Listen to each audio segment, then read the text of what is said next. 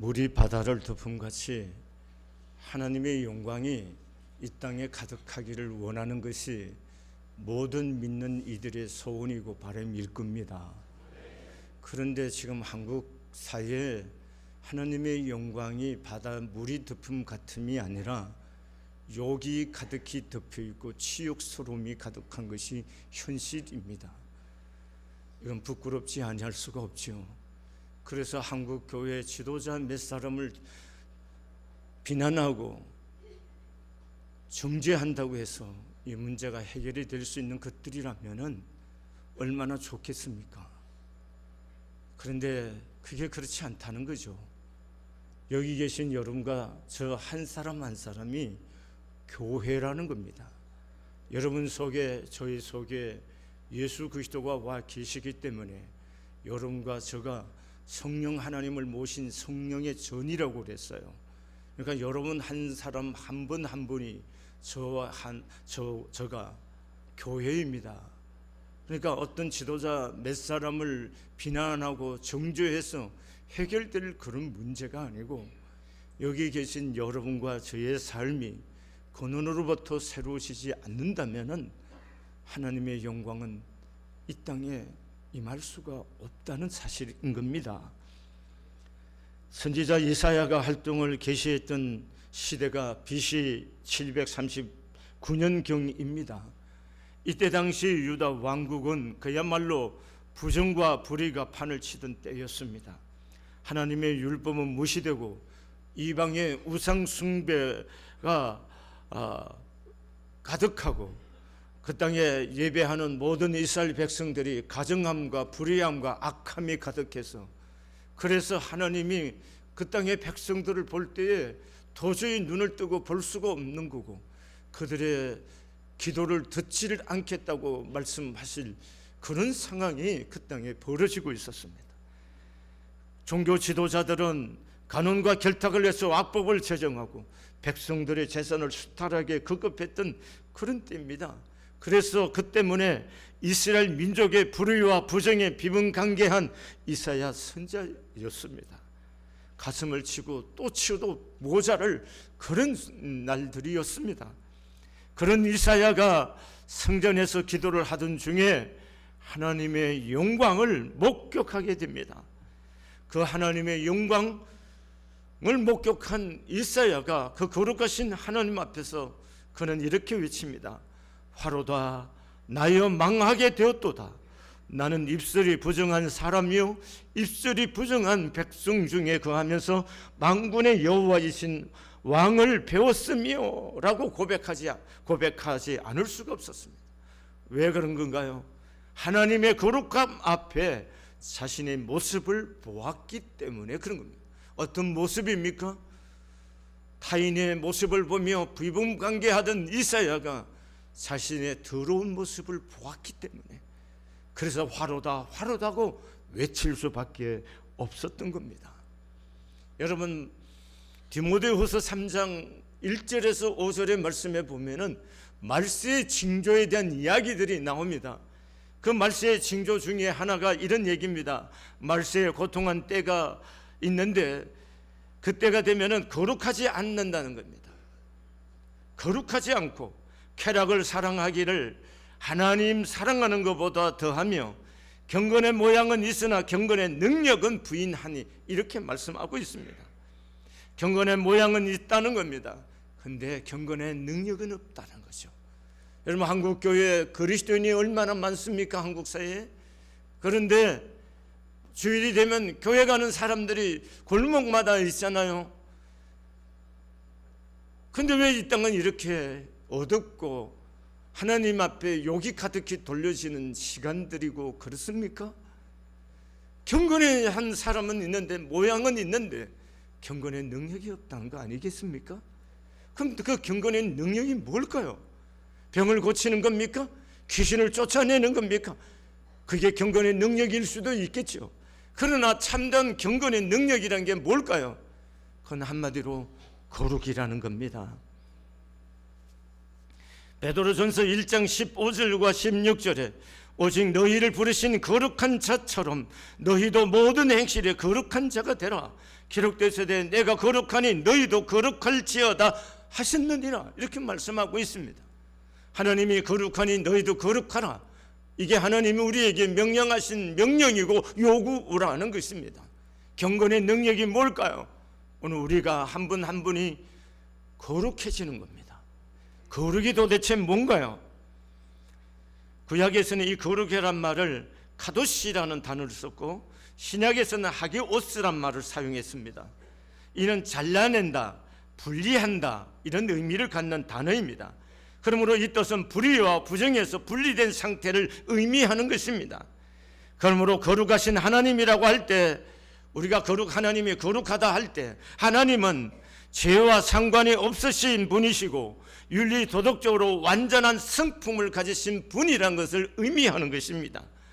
또한 하나님이 거룩하다 하실 때 본질적으로 모든 피조물들과 구별이 되는 하나님의 속성을 말할 때 거룩하다고 말하는 것입니다. 여러분, 이렇게 하나님과 관계되어 있는 모든 사람과 물건과 모든 것들을 거룩을 붙입니다. 텐트를 하나님 앞에 들어서서 쓰임받는 성막이라고 합니다. 이게 딴소리일 수도 있습니다. 근데 이것이 하나님의 예배의 처소로 구분되어 있기 때문에 뭐라고 합니까? 성전이라고 부릅니다. 여러분과 제가 예수를 믿지 않는 사람들과 무엇이 다릅니까? 똑같은데, 그런데 여러분과 나를 향해서 성도라고 말합니다. 왜 그런 건가요? 하나님과 관계가 맺어져 있는 사람들이기 때문에 그렇게 부르는 거예요. 여러분, 일반 회사의 강의실에 이런 탁자가 있습니다. 강대상이 있어요. 단이 있습니다. 그런데 그런 것들을 우리는 그냥 교회하고 이름 다릅니다. 이런 여기에서 쓰여지는 것들은 다 성부라고 얘기하는 겁니다. 왜 그런가요? 하나님을 위해서 구별되었다는 겁니다. 오늘 하나님께 구별되어서 부르심을 받은 사람들이 바로 성도이라는 거예요. 그게 여러분이고 저라는 겁니다. 그렇기 때문에 내가 거룩하니 너희도 거룩하라. 하나님이 우리에게 그렇게 말씀하시는 거예요. 여러분, 이게 너무나 중요하다는 겁니다. 프랑스를 여행하던 한 미국 사람이 파리 시내 장신구에서 한 중고품 호박 목걸이를 샀습니다. 미국으로 돌아오는 길이었는데 공항에서 이상하게 많은 세금을 부과하는 것이었어요. 이상스럽게 생각한 그 사람은 목걸이를 들고 복수상에 가서 감정을 부탁했습니다.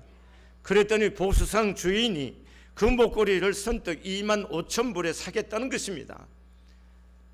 깜짝 놀라서 더욱 권위 있는 감정사에게 가지고 갔습니다.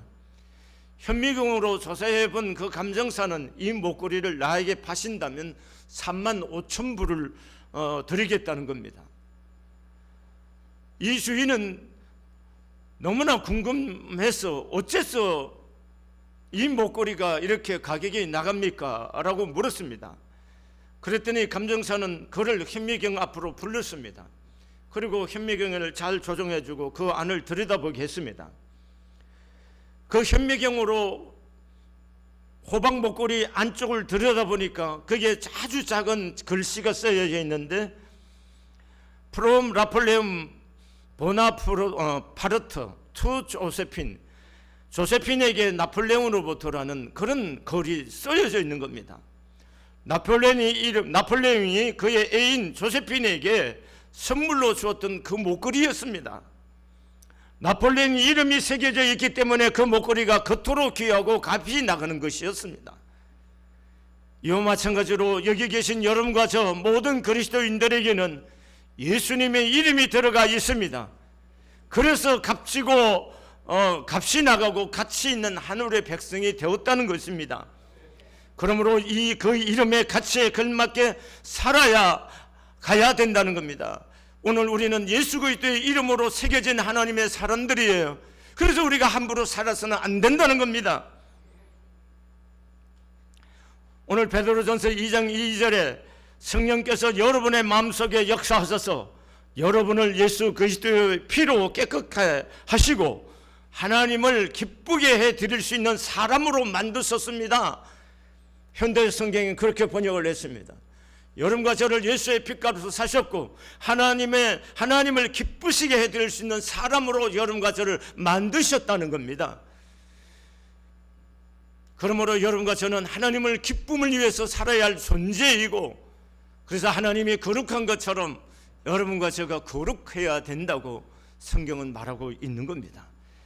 여기 계신 그리스도인인 여러분과 저는 하나님을 위해서 방향을 전환한 사람이기 때문에 하나님의 성품을 담고 예수 그리스도의 형상을 담고 예수님같이 거룩해지는 하나님의 백성이라는 것입니다. 이것이 성도라는 것입니다. 저는 작년부터 한국교회를 보면서 거룩이 회복되어야 된다고 외쳤습니다. 그런데 거룩을 회복하자고 말을 했지만 거룩이 무엇인지에 대해서 설교를 한 적이 없었습니다. 그래서 이 새해 벽두에 여러분과 제가 성도로서 우리가 이 금년에 세상에 일어나 빛을 발하려고 하면은 이 거룩이 회복되지 않고는 우리가 세상의 빛으로 하나님 앞에 하나님의 영광을 드러낼 수가 없다는 겁니다. 그럼 도대체 교회에서 오기만 사용하는 이 거룩, 노래도 있죠. 거룩 거룩 거룩, 계속해서 거룩을 얘기합니다. 그런데 도대체 거룩이 뭐냐는 거예요.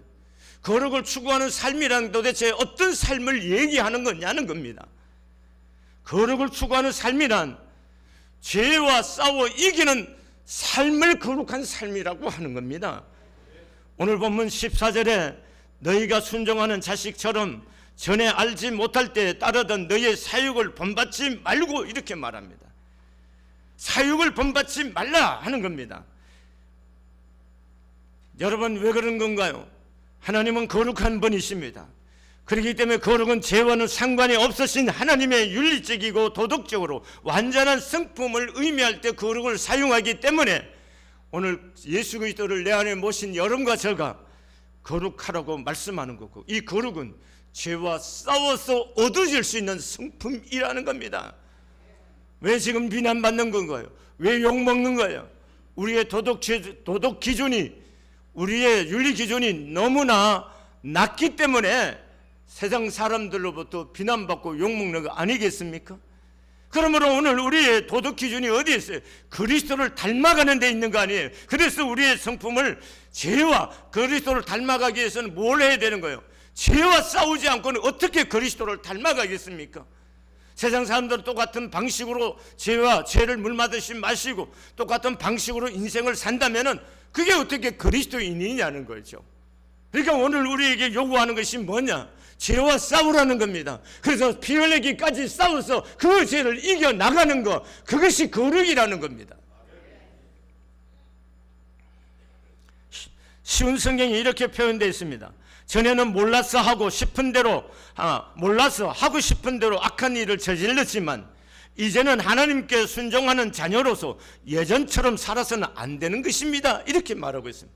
예전처럼 살아서는 안 된다는 겁니다. 그럼 어떻게 살아야 되는 건가요?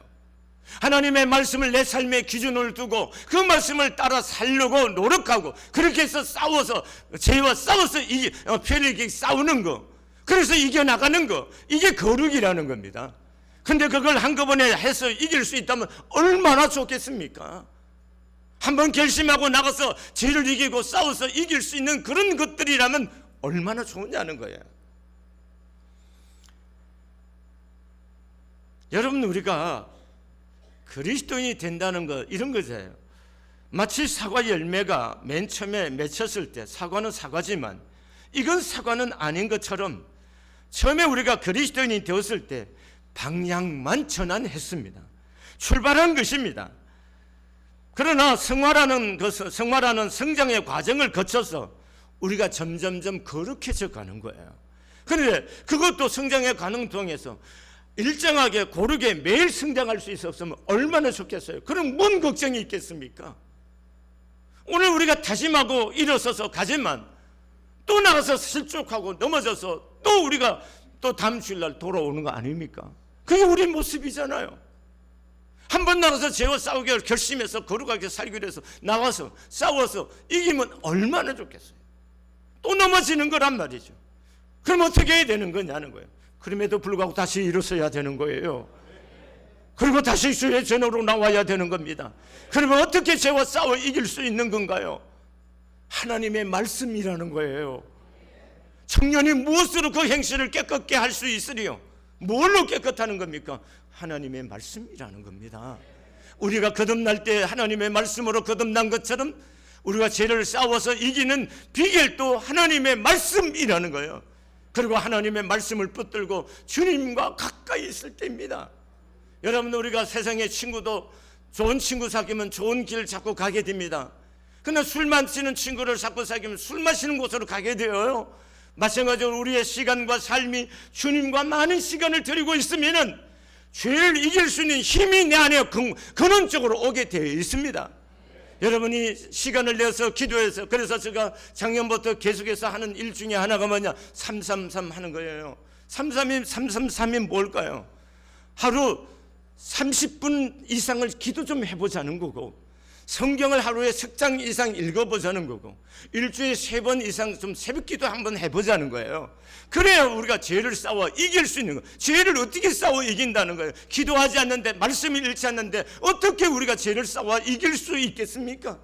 죄와 싸워 이기려고 하면 최소 안에 뭐예요? 333 3번, 하루 30분 이상 하나님 앞에 하나님과 교제하고 기도할 수 있는 그 시간이 있고서야 하나님의 은혜를 입는 거 아니겠어요? 하나님의 뜻이 최소한 무엇인지는 분별하고서야 하나님의 뜻대로 살아갈 수는 있는 건 아니겠습니까? 새벽을 사는 삶이 없는데 어떻게 우리가 매일매일의 삶을 승리로 이끌어갈 수가 있겠습니까? 그래서 333 그 운동을 전개한 거예요. 여러분, 이 금년에 또 해봐야 되는 거예요. 그래서 금년에 우리 교회가 지향하는 교회 중에 하나가 뭐예요? 장에 신바람 나는 교회. 신바람은 성령 충만하면 그냥 신바람 되는 것 같아요. 그래서 그 기본에 충실한 교회입니다. 기본이 뭔가요? 말씀과 기도라는 겁니다. 이게 충실해 보자는 거예요. 그러면 우리가 죄와 싸워서 이길 수 있는 거룩한 교회가 되고 거룩한 성도가 될 줄로 믿습니다. 두 번째, 어떻게 거룩을 추구해 가는 건 삶이냐는 겁니다.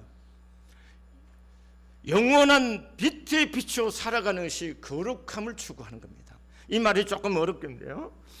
여러분, 우리 모두는 지금 여기를 살고 있지만 여러분과 저는 여기를 살다가 끝나는 그 순간을 사는 사람들이 아니다는 거죠. 여러분과 저는 어떤 사람들입니까? 하나님 나라를 바라보고 사는 사람들이에요. 우리의 소망이 어디 있는 거예요? 아버지의 나라에 있는 거예요. 아버지의 나라에서 주님 앞에 선다는 것, 그 앞에 선다는 것을, 그것을 바라보고 사는 사람들이라는 거예요. 그래서 오늘 13절에 이렇게 말합니다. 그러므로 너희 마음의 허리를 동이고 근신하여 예수 그리스도께서 나타나실 때에 너희에게 가져다 주실 은혜를 온전히 바랄지어다, 이렇게 말하고 있습니다. 현대인의 성경에 이렇게 말합니다. 그러므로 여러분은 마음을 가다듬고 정신을 바짝 차리고 예수 그리스도께서 다시 오실 때에 주실 은혜를 간절히 기다리십시오. 쉬운 성경에 이런 말이 있습니다. 그러므로 여러분은 마음을 가다듬고 자신을 잘 지키십시오. 예수 그리스도께서 다시 오실 그날에 여러분이 받게 될 은혜의 선물에 모든 소망을 두시기를 바랍니다. 거룩함을 추구한 삶이라는 것은 바로 우리가 예수 그리스도 다시 오시는 그날에 우리가 받을 모든 은혜의 선물에 거기다 소망을 두고 사는 것, 이것이 거룩을 추구해가는 삶이라는 거예요.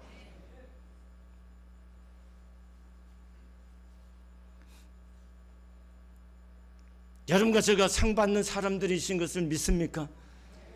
여러분과 제가 행한 대로 심판을 받는 사람들인 것을 그렇게 믿습니까? 오늘 17절은 이렇게 말합니다. 애모로 보시지 않고 각 사람의 행위대로 심판하신 이를 너희가 아버지라 부른즉 너희가 나그네로 있을 때를 두려움으로 지내라, 이렇게 말하고 있습니다. 두려움으로 지내라. 각 사람이 행한 대로 공정하게 심판하신 분을 아버지라고 부른다면은 여러분은 이 세상에서 나그네 생활을 하는 동안 두려운 마음으로 살아가십시오 라고 말하고 있습니다. 현대어 성경에 이렇게 번역되어 있습니다. 그분은 여러분이 행한 모든 일을 정의와 공평으로 심판하십니다. 그러므로 여러분은 지금부터 하늘나라에 들어갈 때까지 주님을 두려워하는 마음으로 경건하게 살아가십시오. 이렇게 말하고 있습니다. 여러분, 우리가 지금 여기를 살고 있지만 오늘의 여기의 삶이 하나님 앞에서 심판을 받는다는 사실을 믿습니까? 그러면 그 영원한 자리, 그 심판을 받는 오늘의 삶이 오늘만 사는, 오늘 여기에 살다 끝나는 것이 아니고 오늘 여기의 삶이 저기에서 심판을 받는다면 저기에서 심판받는 내 모습을 바라보면서 지금 여기에 내 삶을 결정하고 산다면 이게 거룩을 향해 가는 삶이라는 거예요. 인생을 잘 사는 사람은 언제나 그렇게 사는 거죠. 여기서부터 시작하는 것이 아니다는 거예요. 저기에서 내 모습이 어떤 모습으로 비춰지고 어떤 모습으로 하나님 앞에 심판을 받을 것인지 그것을 생각하면 오늘 여기를 어떻게 살아요? 내가 지금 사람을 속이고 무슨 짓을 다 할 수 있지만 속일 수 없는 분이 계시잖아요. 그게 누구십니까? 하나님 앞에. 그 하나님 앞에서 내가 오늘 사는 삶 그대로 가져갈 건데 그걸 내가 믿는다면은 거기서 내 하나님 앞에 있을 내 모습을 보고 지금 여기를 결정하고 사는 삶, 이게 거룩을 추구하는 삶이라는 겁니다. 이렇게 산다면은 하나님의 이름이 이 땅에 영광스럽게 덮이지 않겠습니까? 누구를 비난한다고 이 땅에 교회가 회복될 수 있는 거겠습니까? 오늘 여기 계신 여러분과 저의 삶을 이렇게 결정하고 산다면은 순간순간 우리가 허물이 있고 약함이 있어서 잘못 어그러진 선택도 하고 갈 수도 있지만 그걸 또 생각하면 또 방향을 수정하는 거고 수정해 갈 수가 있는 겁니다. 이걸 놓쳐서는 안 된다는 거예요. 여러분, 우리가 수학에서 선이라는 게 있어요. 선은 무엇이 모여서 선이 되는 겁니까? 점이 모여서 선이 되는 거예요. 그런데 현미경을 자세히 보면 점 하나하나가 일직선으로 되어 있는 거 아니죠. 울퉁불퉁 하는 거예요. 그러나 선으로 전체를 보고 선이 되는 거예요. 여러분, 우리가 순간순간 어그러지고 잘못된 판단 순간이 있지만 그러나 그때마다 하나님의 이 말씀 앞에서 다스림을 받아서 궤도를 수정하고 삶을 바르게 해간다면 그게 선으로 나타나서 하나님 앞에 온전함으로 드러날 수가 있다는 거죠. 사랑하는 교회 여러분, 오늘 이 은혜 안에 여러분과 제가 있다는 사실을 잊지 맙시다. 여러분과 제가 여기를 영원히 사는 거 아닙니다. 제가 나이 드신 분이 한 해 한 해 다르다는 의미가 저도 금년에 겪습니다. 제가 작년 연말하고 금년 초에 몸이 잘 이겨내지 못했어요. 오늘 하루 종일 또 사실은 어제부터 힘이 들어서 힘겨워요. 그래서 또 겸손하게 인생을 살아야 되겠구나. 나는 아닌 것 같아서 다른 분들이 한 해 한 해 다르단 말이에요. 속으로는 별로 동의를 못했어요. 근데 오늘 가만 생각해 보니까 겸손해야 되겠구나 생각 똑같습니다. 나라고 별 사람이 아니다는 거예요. 몸이 내 마음의 의지와 내 기분하고 상관없이 이 몸이 못 이겨내고 있다는 거예요. 그러다가 어느 날 가는 거예요. 우리 집 사람이 지난 주간에 허리를 수술했어요. 수술을 받고 저녁에 지가 집에 오는데 무슨 생각이 드는 줄 아세요?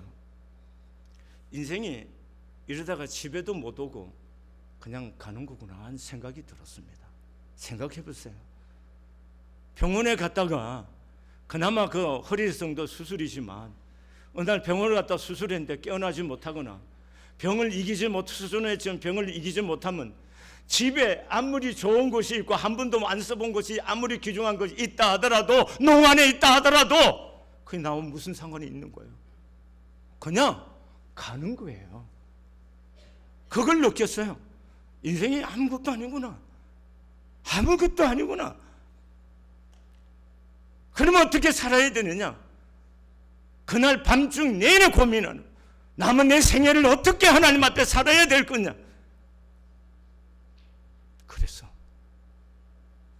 그래서 거룩함을 추구해야 된다는 겁니다.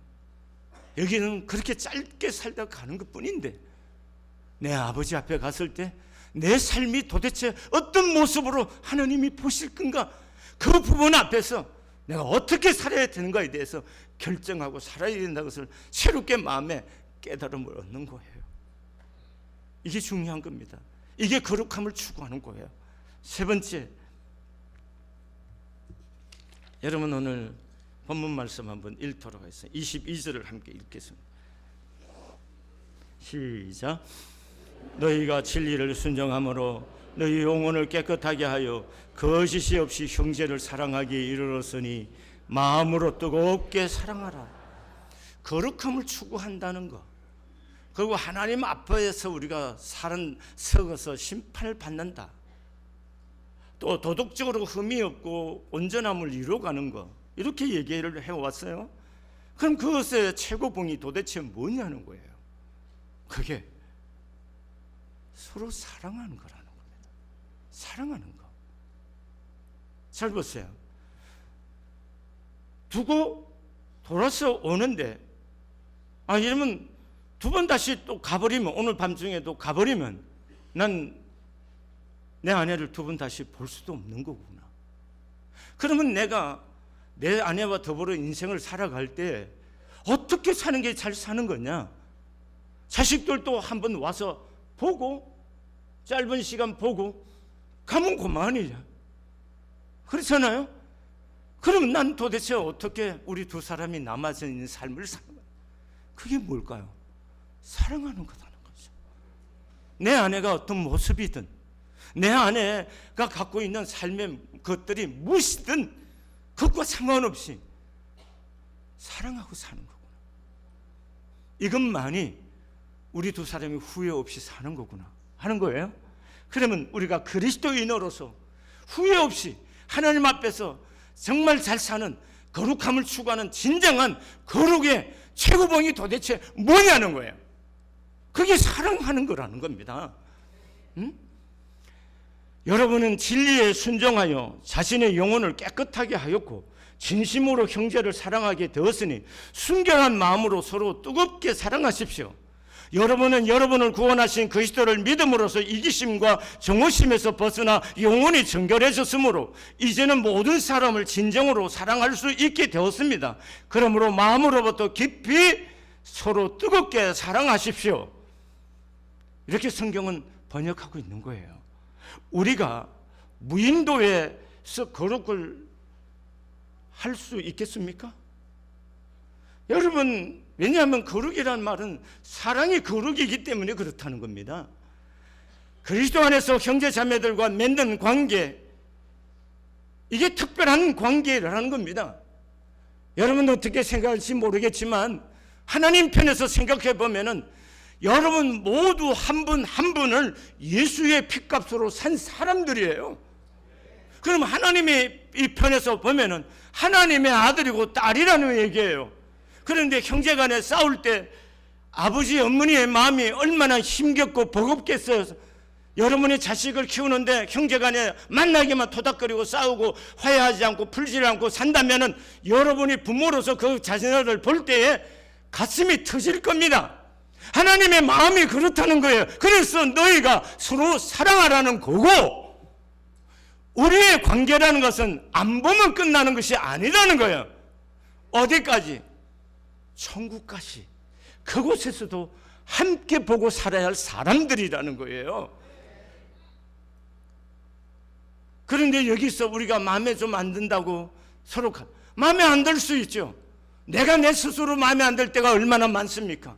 내가 얼마나 내 스스로가 못마땅하고 화가 날 때가, 내 자신에 대해서 화가 날 때가 얼마나 많습니까? 그런데 하물며 남일까 봅니까? 여러분 물어보겠습니다. 여러분의 자녀들이 잘못할 때 여러분 그때마다 여러분의 아주 독한 마음으로 그리고 모질게 굴고 있습니까? 그런데 우리는 자녀들에는 안 그래요.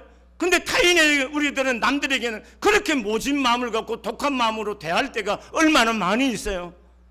이것이 안 된다는 겁니다.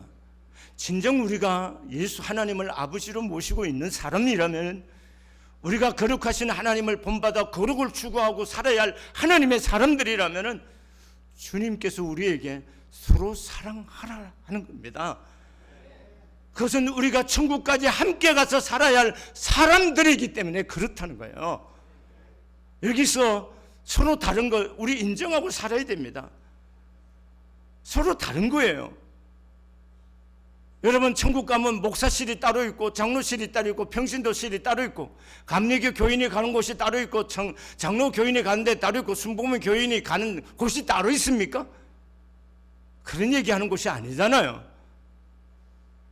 오늘 여러분과 제가 하나님 아버지의 마음이 무엇인지 배우셔야 된다는 겁니다. 제가 몇 년 전에 교인이 몇 사람이 저를 굉장히 마음 힘들게 하였어요. 그래서 제가 하나님께, 하나님 이 손 좀 봐야겠습니다. 여기 엎드려서 기도를 했어요. 하나님, 이거 놔두면 안 되겠어요. 하나님 살아계신 증거로 손 좀 봐주세요. 이거 봐야 됩니다. 하나님 안 보려면 나 데리고 가버렸어요. 아직 나 그렇게 못 살겠습니다. 제가 그렇게 마음을 작심하고 기도를 했어요. 그런데 기도하는 가운데 하나님 내 마음에 들려주신 음성이 뭔지 아세요? 네가 하나님 내가 살아있는 증거를 보이고 싶으냐? 주님 물으셔요. 하나님 살아계신 증거 보이고 싶습니다. 그러냐? 내가 살아있는 증거를 보이고 싶다니까 다행인데, 그렇다면은 그들을 사랑해라. 그들을 용서하고 사랑하면은 내가 살아있는 증거를 보이는 거다 라고 말씀하셨어요. 제가 그 하나님의 음성 앞에 통곡하고 울 수밖에 없었고, 그래서 여러분 앞에 이 고백을 한 적이 있습니다. 여러분, 어떻게 하는 것이 아니에요. 버겁고 힘겹지만 사랑함으로 하나님이 살아계신 증거를 보이는 거예요. 그게 아버지의 마음이라는 거예요. 성경은 이렇게 말하는 거예요. 요한복음 13장 34절과 35절에 새 계명을 너희에게 주노니 서로 사랑하라. 내가 너희를 사랑한 것 같이 너희도 서로 사랑하라. 너희가 서로 사랑하면 이로써 모든 사람이 너희가 내 제자인 줄 알리라. 이게 아버지의 말씀이에요. 방법이 없어요. 어떻게 하기 때문에 아니에요. 사랑하기 때문에 하나님이 내 아버지인 것을 증거해 보일 수가 있고 하나님이 살아계신 것을 보일 수가 있다는 거예요. 이것이 하나님이 우리에게 거룩을 배워갖고 거룩을 추구한 삶이라고 가르치는 거예요. 여러분, 마음속에 아직도 풀지 못한 마음들이 있다면 오늘 풀어내십시오. 돌이켜 생각하면 아무것도 아닙니다. 조금만 지나서 생각해보세요. 조금만 하나님의 입장에서 생각하면 그렇게 심각한 문제 아닙니다. 심각한 문제 아니에요. 사랑 못할 일 없는 거 아니에요. 다 있습니다. 하나님이 여러분과 나를 사랑한 거 한번 생각해 보세요. 내가 하나님을 향해서 대적하고 원수되어 있을 때 그때 하나님이 나를 사랑하셔서 당신의 아들을 십자가에 죽게 하심으로 나에 대한 하나님 아버지의 사랑을 확증시켜 주셨다, 이렇게 말씀하셨어요. 그 사랑을 경험하고 받은 여러분과 저입니다. 그래서 우리가 약하기 때문에 몸부림치는 거예요. 그래서 몸부림치며 가슴 아파하고 애통해할 때 하나님이 우리의 마음을 만지시는 거고, 그래서 우리에게 사랑을 힘을 주시는 거고 긍휼을 베풀 수 있는 힘을 우리에게 공급하시는 거예요. 사랑하는 교회 여러분, 우리가 어떻게 거룩해질 수가 있겠습니까? 하나님의 말씀을 다스림을 받으셔야 되는 거고 주님과 좀 더 가까이 친밀한 관계 속에 들어가서 그분의 마음을 배우셔야 돼요. 그럴 때만이 우리가 거룩함을 추구해가는 삶을 살게 되는 거고 이 세상에 하나님의 영광으로 가득하게 하는 세상을 만들 수가 있게 될 줄로 믿습니다. 기도하시겠습니다.